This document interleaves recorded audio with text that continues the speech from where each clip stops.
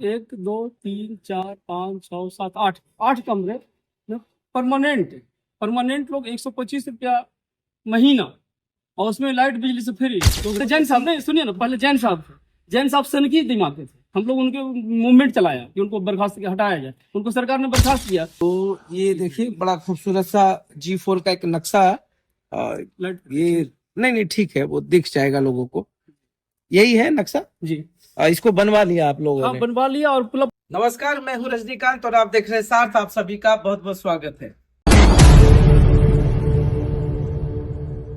पिछली बार हमने सरकारी बस स्टैंड के ऊपर एक वीडियो बनाया था कि कैसे 4.5 एकड़ की जो जमीन है उसको डेवलप किया जा सकता है, विकसित किया जा सकता है।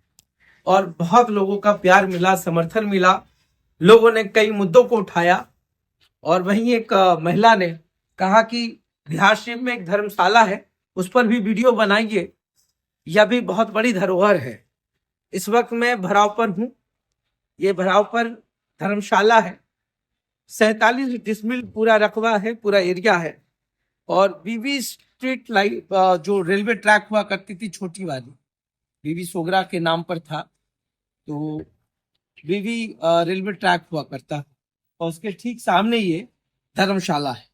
और धर्मशाला के जो सचिव हैं अभी, उन्होंने ये भी बताया है कि ये 1925 की निर्मित है, मगर अन्य लोगों से जब बातचीत करते हैं तो पता चलता है 1901 का है। और उस वक्त में जब ये धर्मशाला बना था तो इसका अपना एक कलेवर देखने को मिलता था। मृत्युंजय नाथ गोपाल जी सचिव हैं, वो भी विस्तार से बताएंगे। मगर सबसे पहले मैं आपको वीडियो के माध्यम से ये जरूर दिखाऊंगा कि ये जो धर्मशाला था क्यों शानवान माना जाता था। कभी 10 रुपया, 10 से 20 और 20 से 30 ऐसे से किराया बढ़ता गया। दुकानें हुआ करती थी, जो बाहर से लोग आते थे उनके ठहरने के लिए व्यवस्था थी। महीने भर का खर्च जो है महज उन दिनों में 10 रुपये हुआ करता था। बाद में ये 100, 125, 200 तक पहुंचा होगा। और पूरी बिल्डिंग जो है जीर्णशीर्ण अवस्था में है। अभी धार्मिक न्यास समिति के अंतर्गत है ये, और धार्मिक न्यास समिति के जो अध्यक्ष हैं, बोर्ड के अध्यक्ष हैं, वो रणवीर नंदन है। पूर्व MLC जदयू में रहे, अभी बीजेपी में है, अभी धार्मिक न्यास बोर्ड के अध्यक्ष बनाए गए हैं। तो ये पूरा धर्मशाला है, इसकी पूरी कहानी है। बिहार श्री धर्मशाला इसको कहा जाता है। और उस जमाने में कितना खूबसूरत सा मंजर हुआ करता होगा जब छोटी छोटी रेलवे ट्रैक यहाँ हुआ करती थी इसी भराव पर। और याद होगा कि पिछली बार जब हमने स्टोरी की थी सरकारी बस स्टैंड की, तो तब भी उस रेलवे ट्रैक का जिक्र किया था।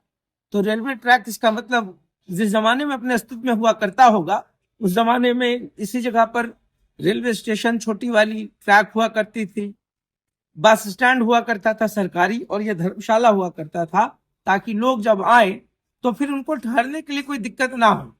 10 कमरे हैं टोटल, नीचे भी बहुत सारे कमरे हैं जिसके बारे में मृत्युंजय जी बताएंगे। और इसकी जो व्यवस्था है, अब लोग रहते नहीं हैं, क्या इसको धार्मिक न्यास बोर्ड इसका जीर्णोद्धार करेगा, क्या प्रपोजल है? बहुत सारे लोगों ने अपना, खास करके वैश्य समाज के लोगों ने तो बहुत योगदान दिया है इस धर्मशाला को बनवाने में, बनाने में। उनकी खून पसीने के पैसे सब कुछ लगे हुए हैं। बावजूद इसके इस पूरे धर्मशाला की ओर किसी ने आवाज नहीं उठाई। खामोश तो सब लोग हैं, इतने सालों से धरोहर को देखते आ रहे हैं। और इस धरोहर के नाम पर सिर्फ खाना पूर्ति हुआ है कागजों में, और कागजों में खाना पूर्ति होना बिहार में आम बात है। मगर इस धरोहर को सहेजने के प्रयास को लेकर के क्या कुछ हुआ, आज हम बात करेंगे मृत्युंजय जी से और जानने की कोशिश करेंगे। मृत्युंजय नाथ गोपाल जी, सबसे पहले आपका स्वागत जी, धन्यवाद। और ये पूरी जो अव्यवस्था है, कुव्यवस्था है, सब कुछ खंडनुमा हो चुका है। क्या प्रयास किए गए अब तक, और आप कितने साल से सचिव हैं? जी, भी स्वागत है आपका धर्मशाला परिसर में। अभी हम लोग 20 से इसमें कार्यरत हैं। बीच में कोविड वगैरह आ गया। इस बीच यहाँ नीचे 13 कमरे हैं, ऊपर 9 कमरे हैं। तो 13 कमरों में 1 2 3 4 5 6 7 8, 8 कमरे परमानेंट। परमानेंट लोग 125 रुपया महीना, और उसमें लाइट बिजली से फ्री लोग रहते थे, और वह भी किराया बाकी था, मैंने 4 साल से किराया बाकी उन्होंने लिख के दिया है। तो सबको विधिवत मैंने रूप से एसडीओ साहब के संग चेयरमैन होते हैं, हम लोग उनके सहयोग से रिक्वेस्ट किया कि भाई किराया विराया बढ़ाइए। उसके बाद सुनने लगा ऊपर से 100 सैकड़ों वर्ष पुराना जर्जर बना हुआ है, तो जर्जर हो रहा था हालत। तो भवन प्रमंडल, इसी बीच भवन प्रमंडल बिहार शरीफ ने लिख के दे दिया, उनका दौरा हुआ कि भाई धर्मशाला रहने के लायक नहीं है, इसलिए इसमें किसी प्रकार की घटना हो सकती है। एसडीओ साहब को लिख करके दिया भवन प्रमंडल ने। उसके बाद एसडीओ साहब का लेटर आया, लोगों को मैंने उनके आदेशानुसार मैंने नोटिस किया कि भाई आप लोग खाली कर दीजिए, आप लोग सुरक्षित जगह पे चले जाइए, कभी भी जान माल का नुकसान हो सकता है।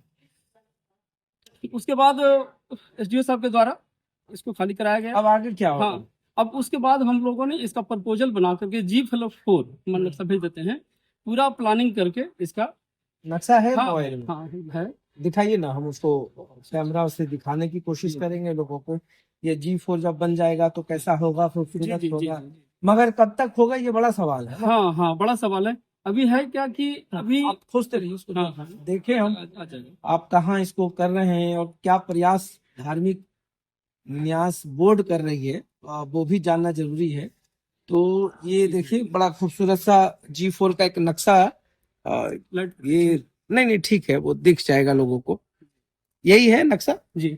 इसको बनवा लिया आप लोगों हाँ, ने? बनवा लिया और पूरा प्लानिंग कर करके एसडीओ साहब से यहाँ से पास करके हम लोग धार्मिक न्यास बोर्ड को दे चुके हैं। अब बनेगा कब तक? जब धार्मिक न्यास बोर्ड से अप्रूवल मिलेगा, हाँ, अप्रूवल मिलेगा उसके बाद हम लोग प्रोसेस कर लेंगे। तो फिर मतलब फिर व्यवस्था होगी, नया कलेवर होगा। हाँ, मतलब सारी सुविधा से युक्त, सर्व सुविधा संपन्न। बिहार से के बाहर के लोग जो आते हैं, हम लोग जब यहाँ आए तो कोई भी रोगी आता था तो मैं उसको फ्री देता था रहने के लिए, कोई पैसा नहीं। तो रोगी आ गया, 60 वर्ष से ऊपर के लोग आ गए तो उसको फ्री, और खाना भी फ्री रोगी को, और 60 वर्ष से ऊपर के लोगों को फ्री व्यवस्था। स्टूडेंट आ गए तो स्टूडेंट को मात्र केवल 10 रुपया, स्टूडेंट को 10 रुपया मैं देता था रखने के लिए। अफसोस लगता है ना। जी जी, लेकिन जी आप भी इसी जिले के हैं, हम भी इसी शहर के हैं। हाँ, इतना बड़ा कैंपस है, इतना खूबसूरत धर्म का काम आप कर सकते हैं। हाँ, बावजूद इसके आखिर इतना परेशानी कहाँ कहाँ अटक गए? आप लोग कोर्ट में अटक गए कहीं? कोर्ट में अटक गए हैं, अभी अटके हुए हैं कोर्ट में। 3 मामला चल रहा है। अभी हुआ कि धार्मिक न्यास बोर्ड से आया दुकानदारों के पास नोटिस, तो वो लोग नहीं गया, दूसरे लोग चले गए। दूसरे लोग जो चले गए। अब 1-2 साल में इसको 1 साल नहीं, अभी हमारे अध्यक्ष रणवीर नंदन जी आ चुके हैं। पहले जैन साहब, नहीं सुनिए ना, पहले जैन साहब सनकी दिमाग थे, हम लोग उनके मूवमेंट चलाया कि उनको बर्खास्त हटाया जाए, उनको सरकार ने बर्खास्त किया। अब रणवीर नंदन, आप भी सनक दिखाइए ना बनाने। ना तो मैं बता रहा हूँ, ऐसे ही सनक की जरूरत है ना, जो सनक में इसको बना दे बढ़िया। अब रणवीर नंदन जी आ चुके हैं, उनसे बातें हुई है, उन्होंने कहा ठीक है, इलेक्शन बीच में आ गया, 2026-27 तक इसको कंप्लीट करवा दीजिएगा। कंप्लीट होने में तो हो सकता 27 से 28 भी हो जाए, लेकिन 2026 में काम लगेगा। तो नींव हम गारंटी। चलिए, इन्होंने गारंटी दिया है कि 2026 में यहाँ पर, ये आपका मोबाइल है, यहाँ पर नींव डाल दिया जाएगा। और ये शहर में जिन लोगों ने मुझे कमेंट्स किया था लास्ट वीडियोस में, मुझे नाम याद नहीं है, मगर मुझे लगता है महिला को मैं धन्यवाद देता हूँ कि कम से कम आपने मुझे इस पर वीडियो बनाने के लिए कहा। और पूरे साथ के जो भी दर्शक हैं उन लोगों को भी मैं कहूंगा कि इस धरोहर को देख करके आप कैसा महसूस करते हैं, कमेंट्स जरूर करें। और मैं उन महिला को बहुत बहुत धन्यवाद देता हूं सार्थ के माध्यम से कि आपने धर्मशाला का मुद्दा मुझे उठाने के लिए कहा था, और मैंने तब भी कहा था इत्मीनान रखिए, हर वो बात, हर वो आवाज जो पब्लिक की है उसे जरूर हम पहुंचाएंगे। यह तो फिर भी एक शहर का धरोहर है जिसे जानने की आवश्यकता है, संवारने की आवश्यकता है, सजने की आवश्यकता है। तो देखते रहिए सार्थ। बहुत बहुत धन्यवाद।